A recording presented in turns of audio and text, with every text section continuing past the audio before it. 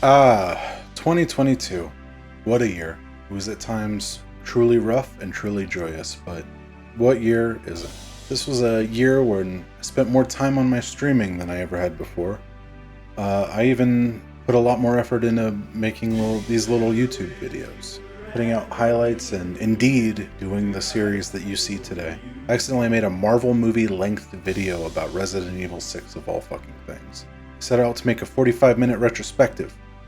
And when I was making the assembly cut, and we were barely into part 2 of Leon, and it hit 45 minutes, and I was like, oh fuck. I've been working on the next bigger project like that, but it's kind of been put on hold as I'm trying to figure out what exactly shape that's going to take still.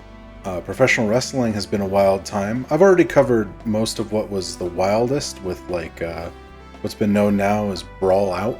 As of writing, crowds in Japan are still not allowed to cheer. It's going to make Wrestle Kingdom real fucking weird. I always try to get back into New Japan around Wrestle Kingdom time, but I always end up falling off shortly after.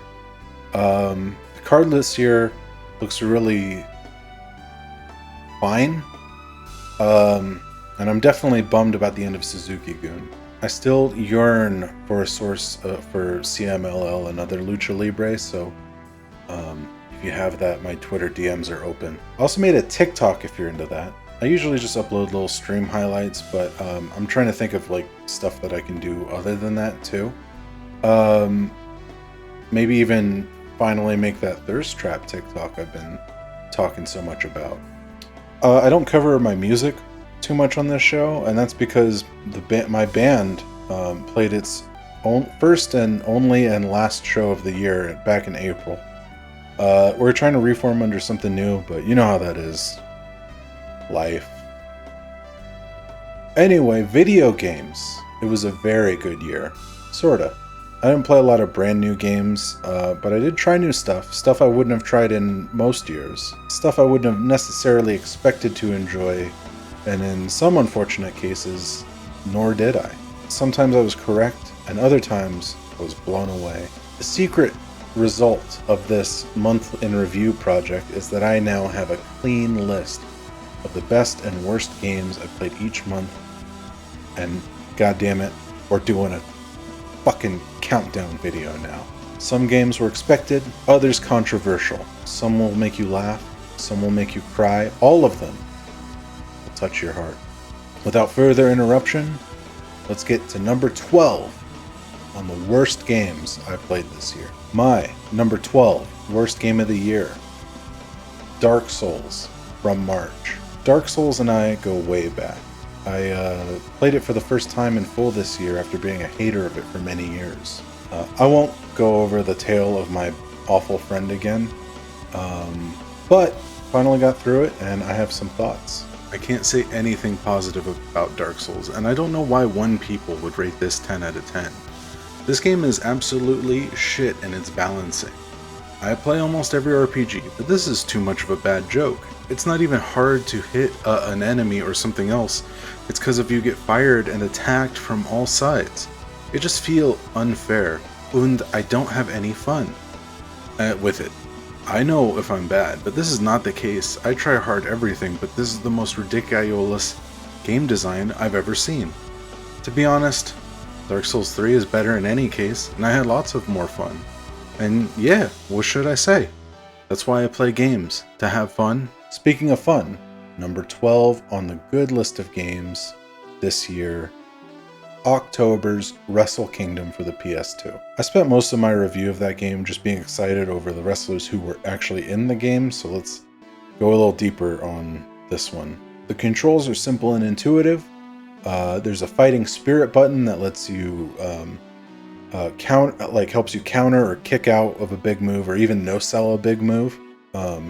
A limited number of times, of course. And reversals are really easy to pull off early in the match, and get harder as the match goes on as your wrestler gets tired, which sort of reflects the flow of a real wrestling match, where you have a lot of back and forth at first, and then slowly like one guy will sort of take over. There's even a chain wrestling mini game if you want to get real down and dirty with it. I'm sure there's an extensive guide online on how to get through the story mode as a non-Japanese reading person, But I'm too goddamn old for that. I don't want to just be going back and forth between the screens looking at, oh, he just said this, and then, oh, I should pick this. Like, I'm too goddamn old. Which is a shame, because apparently you can unlock Antonio Inoki in this mode. Bombaye, rest in peace. It's real fun, though. Definitely recommend it if you want to do a little smack around. Donut County is a game that is number 11 on the bad list. And I think this reflects really how important your mindset going into consuming a piece of media is when you pick it up. You can play the most fun game ever made, Crash Team Racing, and if you're in a bad mood going into it, you're not going to have fun with the game.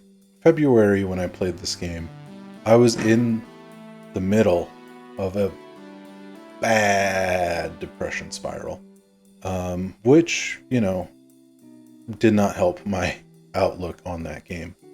But having played it again a little bit just to try to capture footage of it, which at this point I may or may not even be using in the video, who knows. This is, by the way, I wrote this and now I'm dictating it to you. And I don't even know, as I'm writing it, I wrote these words. If I'm going to be doing this part or editing it with the gameplay footage, it may just be me the whole time. Who knows? I have a little box in the corner that has the gameplay in it. But as I recorded gameplay again, a little bit better of a mindset.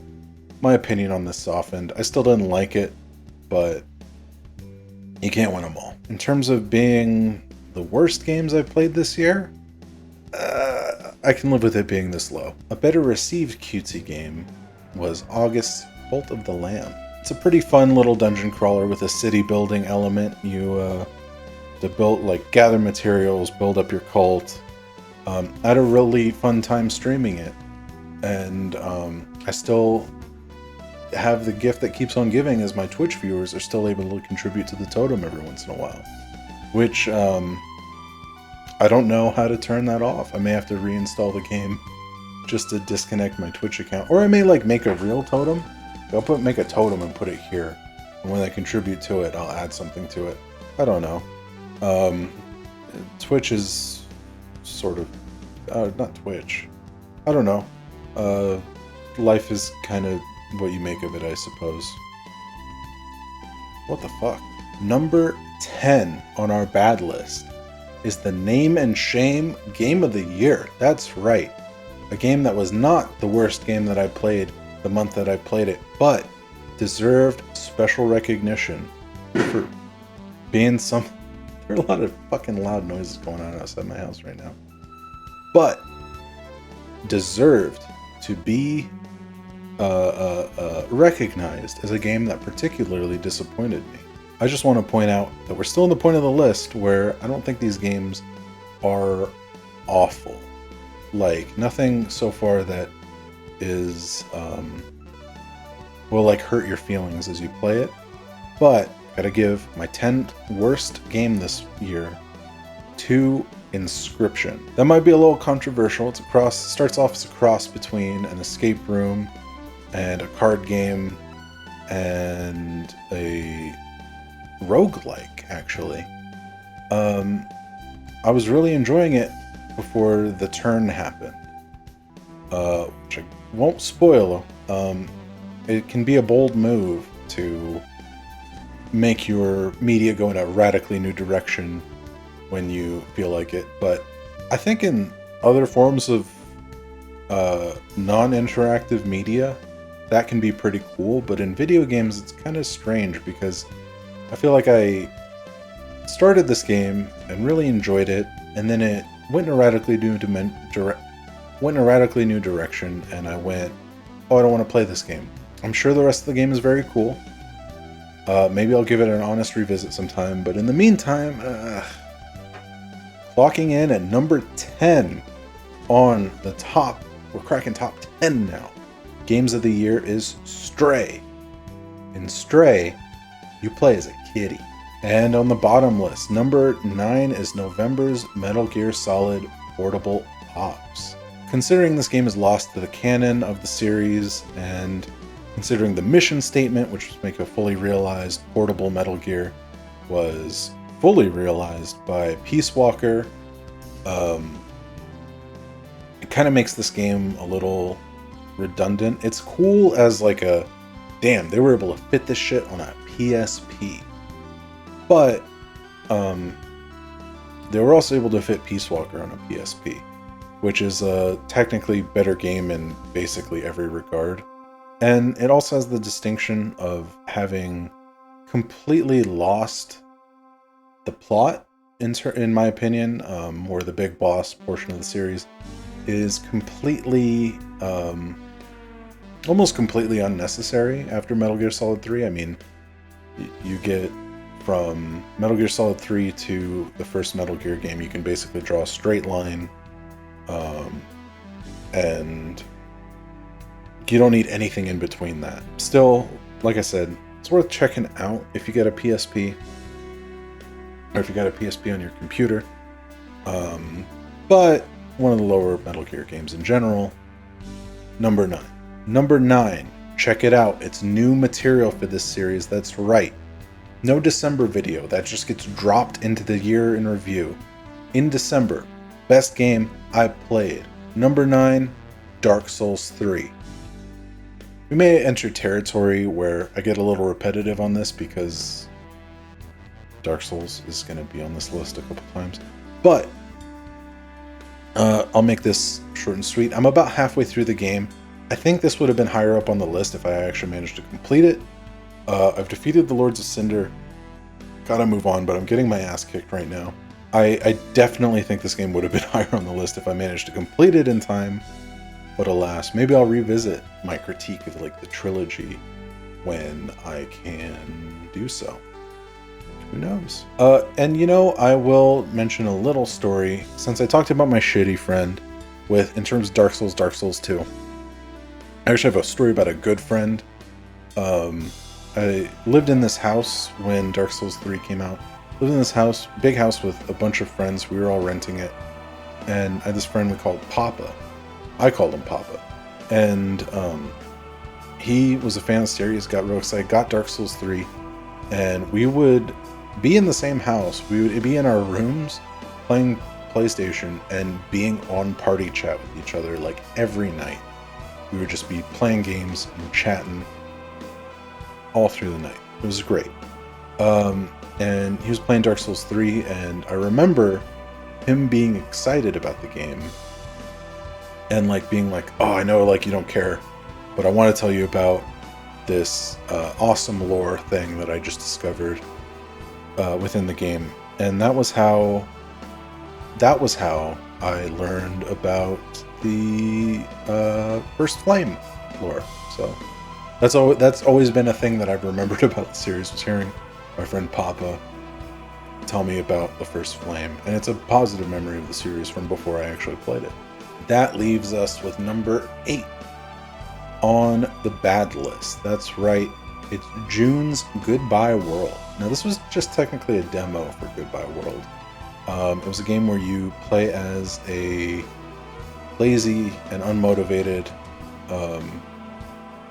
game developer who can't focus on their projects despite their partners pushing, and can only play old retro games as a coping mechanism for their own lack of desire to do anything. And guys, I've already played that game. That game is called My Life. Number 8 also mirrors my life in that my dick is quite private. That's right, Lost Judgment. This September 2021 release finally got played in, what month was it? It was February of 2022. I really like this series. Like the newly rechristened Like a Dragon series has hit a home run yet again. I think my one major critique of this game, and probably Like a Dragon 7, I don't really like Ijincho. I feel like it loses a little bit of the intimacy. You can walk from one corner of Kamurocho, say like West Park or Kamurocho Hills, and to the other like corner of it, said Tenkaichi Alley, and you can get there in like a minute. But then Ijincho is just like this huge, crazy place, and like it takes forever to get from one side of the map to the other, and I don't like how big it is.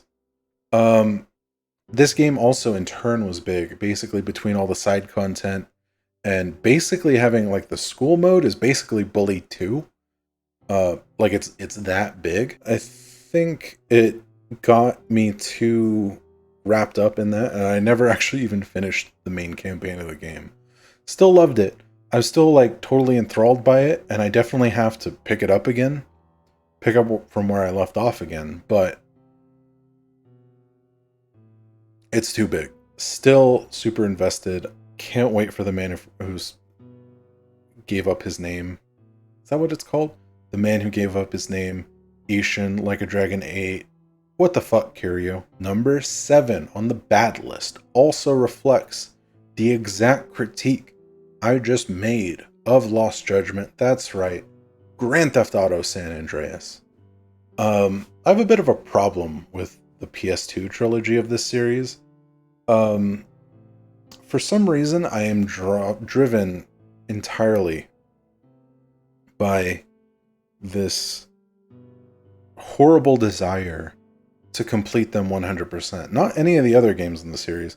Like, just 3 Vice City San Andreas, I'm like, I gotta 100% complete them. 3 is actually really easy and quick to 100%. Like, takes like probably like 20 hours, but like San Andreas is so fucking huge, and there's so much busy work, and I just like, I can't stop myself for some reason. Like, I have to do it whenever I play that game. I can't just like play through the campaign. I gotta get all the tags, get all the horseshoes, get all the snapshots, get all the what's the other thing, oysters. Gotta get all the import lists, get all the businesses, and it is just a nightmare of content. And this was also the beginning of something that I feel like ruined the series as it went on. Rockstar, you don't have to make a fully functional forklift. There's no reason to have a fully functional forklift in your game, and it actually fell down to in Grand Theft Auto 5, where there are missions where you're just doing yoga mini games, and missions where you're putting in a full shift as a longshoreman. It's not fun. And speaking of this, actually, is I played the definitive edition of the game, and any footage that I'm going to include in this is going to be using the original release that is on Steam, because I don't want to reinstall the Rockstar Games launcher. This is a tangent, real quick. I buy games on Steam, and I have a bunch of games on there, and I have Steam on my computer. I don't want to buy, I'm not doing another direct download client. Not doing Origin, not doing, what's the shitty one? Epic Games. If your game is Epic Games exclusive, it doesn't count to me.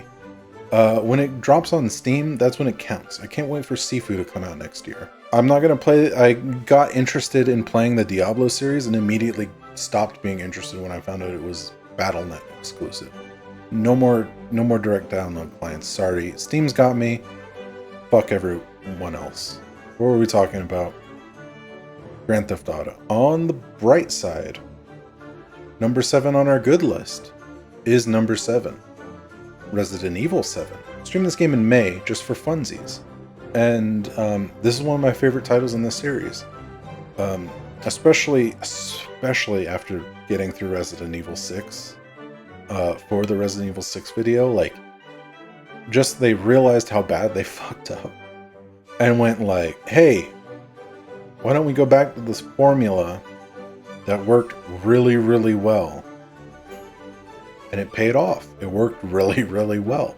The game sort of falls apart at the end, like basically as soon as you leave the Baker estate and go on the ship. But it's still one of my favorite entries in this series. Super good survival horror. For sure, check this one out. I already revealed the top secret info that December is in play. So it should come to no surprise that number 6 on the naughty list is High on Life.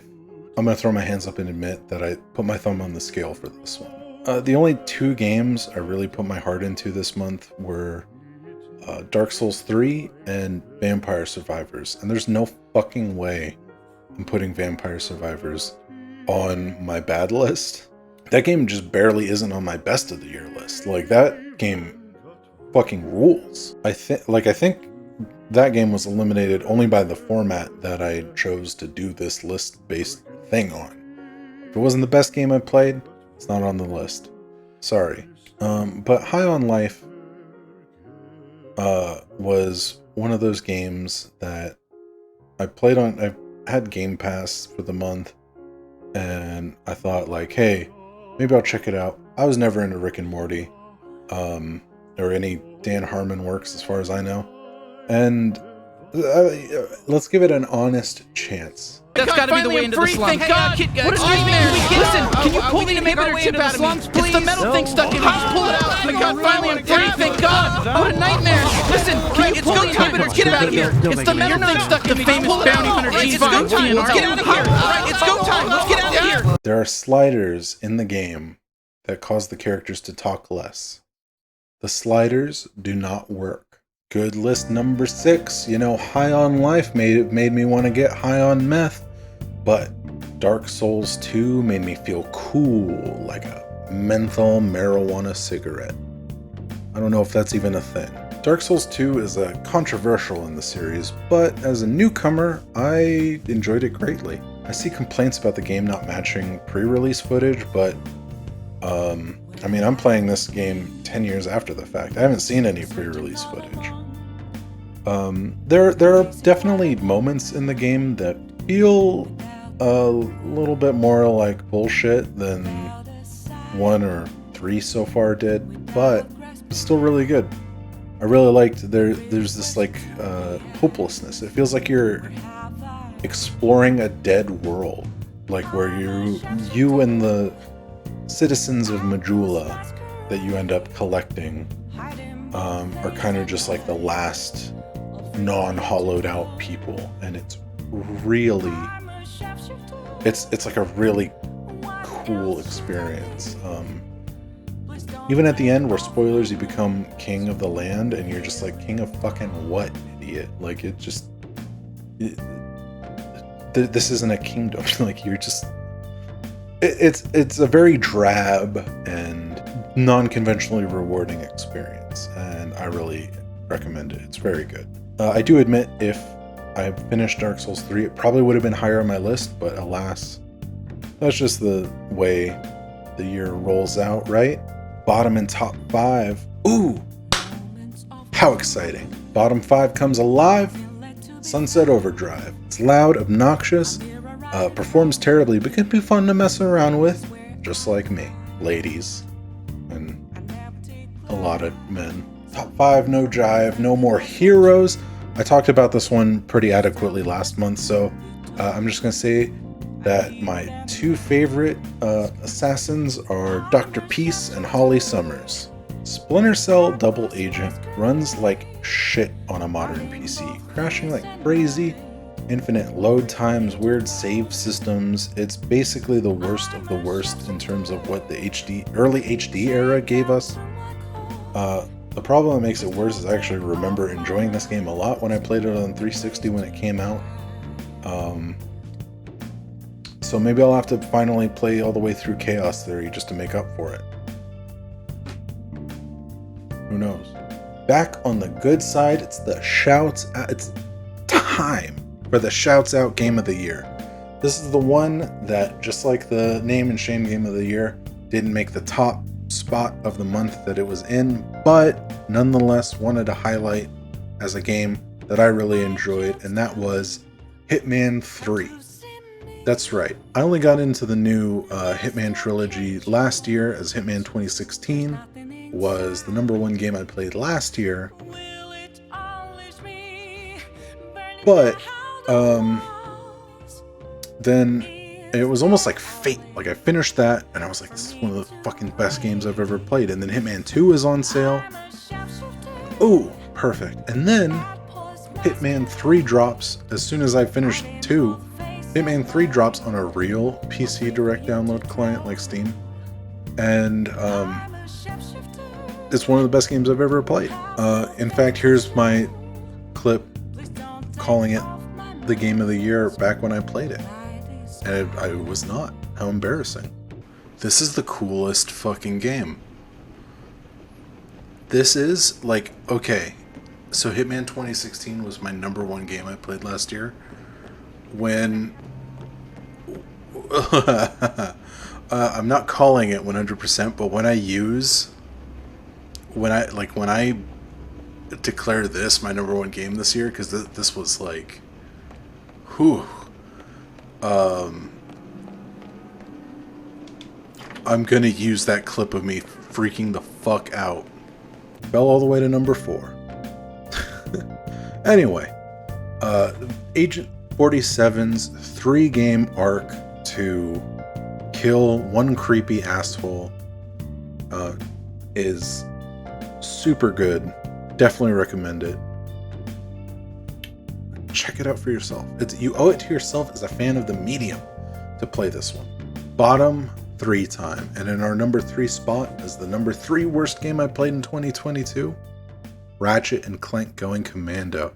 That game sent me spiraling into a full-blown existential crisis where I couldn't even trust my own judgment about what I liked in the planet. The first Ratchet and Clank game was the first PS2 game that was mine. Not my brother's legendary stack of games that I played, but this one was mine. Me. I loved it. I played the shit out of it. I got all the gold bolts, got the Rhino, upgraded every gun to the gold version. Didn't get all the skill points. I didn't get all the skill points because I couldn't finish the Railguard time trial of 1 minute and 35 seconds. And I know it was 1 minute and 35 seconds because I had burned inside my skull the experience of being this far away from the finish line as the timer passes 1 minute and 35 seconds. I don't even have to look it up.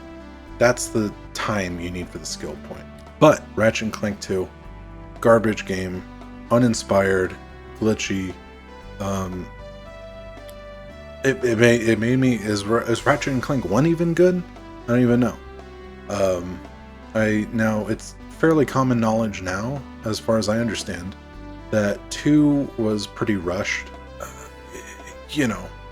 Maybe, and that the third game is a lot better, but I don't know if I would even want to go about trying that. It's fucked up. Oh, yeah! Now we're getting into the real shit. Metal fucking Gear Solid fucking 3, but it's more like a solid fucking 10. It's a rare thing when you have a piece of art, especially a big collaborative process art like video games, where every element is like firing on every cylinder imaginable. You got the art, you got the gameplay, you got the environments, you got the music. Like literally every aspect of this game is like 10 out of 10 perfect. The Metal Gear series is one of the most consistent series of all time, where each and every mainline game is considered like state of the art, like one of the best games available for whatever console it appears on. And like even the games where he didn't want to make them. Like people talk about Metal Gear Solid 2 being this thing that predicted people being vapid on the internet. That's great.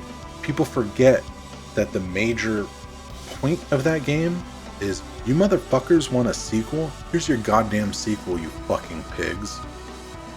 Incredible. One of the best games ever made. And I mean, I don't even have to talk about the meaning behind making Snake an old man in Metal Gear Solid 4, right? Like, that's obvious, right? So, you got the Metal Gear Solid 3 comes along, you got the cutscenes, the voice acting, the gameplay. The camera's a little fucked up at first, but they fixed that. It's as tight as the series ever gets. The Cobra unit leaves a little bit to be desired, but that's okay because this is the boss of the show. Like everything is like perfectly sculpted to lead up to this final encounter with the boss, and then everything gets turned up on its head. Amazing.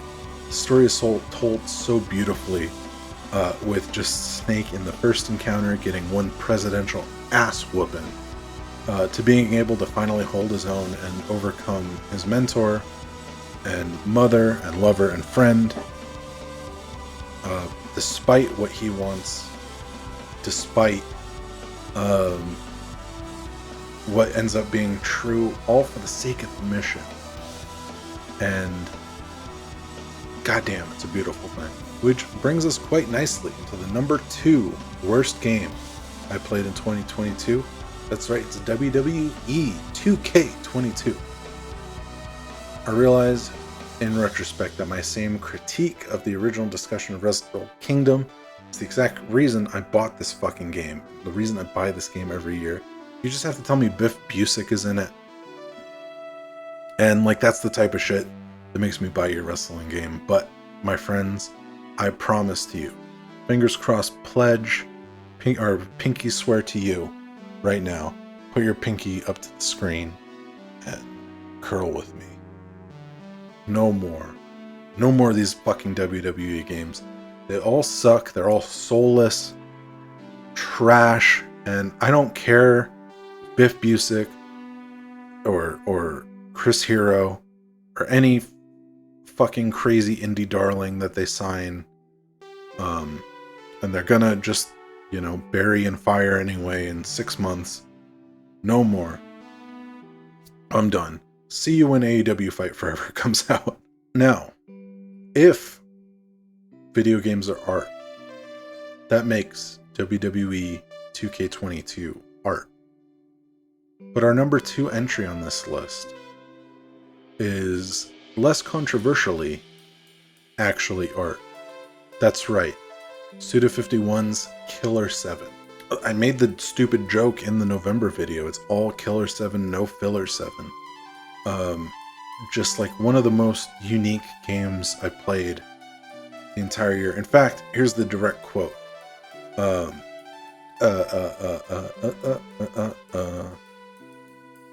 I have never in my life played a game like Killer 7, and I suspect I may never play a game like it again. That's what I said about the game all the way back in January, and 11 months later, that is still true. I highly recommend. This is one where, if you care about the medium of video games at all, if you think video games are art, which I do, Killer 7 is like a must play. For sure. You play as a assassin with 7 persona, and you hold a button to run through a level, and occasionally you stop and shoot blood monsters, and then there's a boss fight at the end of the level. I'm not going to say anything deeper than that. I don't want to spoil anything. Every bit of this game is interesting as fuck. It all comes down to this. The game I played in 2022 that was the worst. Mathematically, I've never done this before. Usually I'm content to just set a game down and forget it, but I actually have recorded and kept track of and ranked every game so methodically that this is the number 1 worst game I played this year. And it's just kind of shocking. It's a major turning point for me in my life. I may never be this laser focused again. But that's right, the number 1 worst game of 2022 for me. Monster Hunter. May it rest in piss. My feelings on this game can basically be summed up by the visual metaphor clip that I included in my original review for the game. You fight the level 1 monster, so you grind so you get the level 2 equipment, so you can fight the level 2 monster, so that you can grind to get the level 3 equipment, so you can fight the level 3 monster. Fuck that. Meaningless, contextualless, just often no reward. This is like, one of my favorite series of all time is the Like a Dragon series, and it's because Kamurocho is so rich and like vibrant. And one of my least favorite parts of those games are the random city battles. It's just meaningless, contextualist violence that doesn't mean anything, no purpose, no reward. This game is literally just that.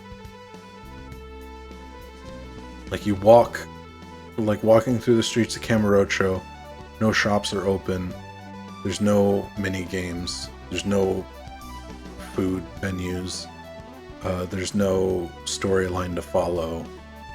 It's just you find people in the street to fight endlessly. It's the worst. Blah, blah, blah. Fuck, fuck, fuck. Now, I did play the PS2 original release. Like, maybe the series gets better, the more recent ones. But I need a serious talking into to even try those at this point. This is it. The number one game I played last year.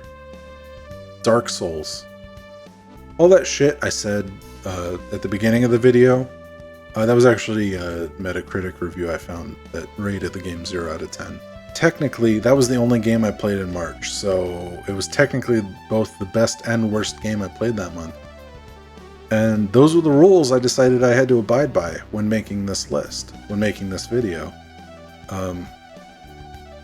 So sorry. You know how you know a game is perfect for you? It's when you play it and you go, I'm gonna play this game every year for the rest of my life. This is like, I played it in March and I found myself like once a month thinking, I want to play Dark Souls again. I want to play Dark Souls again. It just is like just so perfectly structured. I've never played another game that just captured me so hard. I feel like I wasted years of my life being a hater, just finally getting that fateful March. And luckily, friends, I do now have access to it. The copy I played in March was a copy a friend had let me borrow, and I played that. Technically still haven't given it back to them, but they're getting it back. I finally got my own version of the game on Steam. Unbelievable.